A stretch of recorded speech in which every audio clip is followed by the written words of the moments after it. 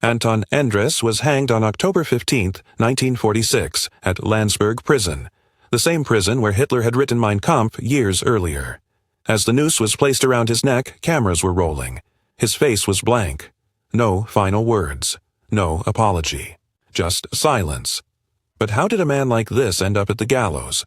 And what exactly had he done? Andres wasn't a headline figure in the Nazi regime. He wasn't a general or a minister. But inside the SS system, he played a quiet and lethal role. He was an officer in the SS Totenkopfverbände, the unit responsible for running the concentration camps. He had direct administrative control over camp operations, including prisoner transport and disciplinary procedures. His job was to make the death machine run smoothly. What made him particularly dangerous was his efficiency. Survivors described him as cold, calculated, and disturbingly calm. He didn't beat prisoners himself. He simply signed orders that led to their torture or execution. In several instances, Andres was linked to the early implementation of mass deportations from occupied Poland to Auschwitz and Majdanek. His signature appeared on transport lists, death lists, essentially.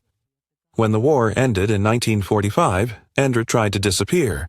Like many SS officers, he used a false name and blended in with the chaos of post-war Germany. But his past caught up with him quickly. Documents found in abandoned SS offices matched his handwriting to signed camp orders. Former prisoners recognized him, and Allied intelligence began to connect the dots. He was arrested later that year by U.S. forces and held for questioning. During interrogation, Andres denied any wrongdoing. He claimed he was just an administrator, someone who handled paperwork. But the evidence told a different story. Survivor testimonies, SS memos, and camp rosters all pointed to his involvement in systematic murder. In 1946, Anton Endres was placed on trial as part of the Dachau trials, which prosecuted mid- to high-level SS personnel. The prosecution presented a mountain of evidence, including documents he had signed authorizing forced labor, lethal medical transfers, and disciplinary punishments that led to death. Witnesses described him as the man who spoke softly, but pointed toward the gas chamber. Andres remained expressionless throughout most of the proceedings. He never raised his voice, never lashed out. In his closing statement, he claimed, again, that he only did his duty.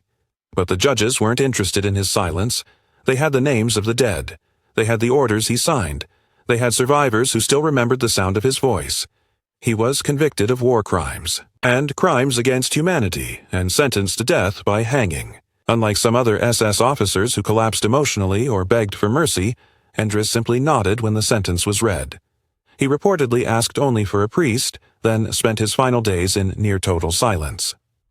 On the morning of his execution, he walked calmly to the gallows. No crowd, no fanfare, just a quiet end to a man who helped orchestrate mass murder without ever pulling a trigger.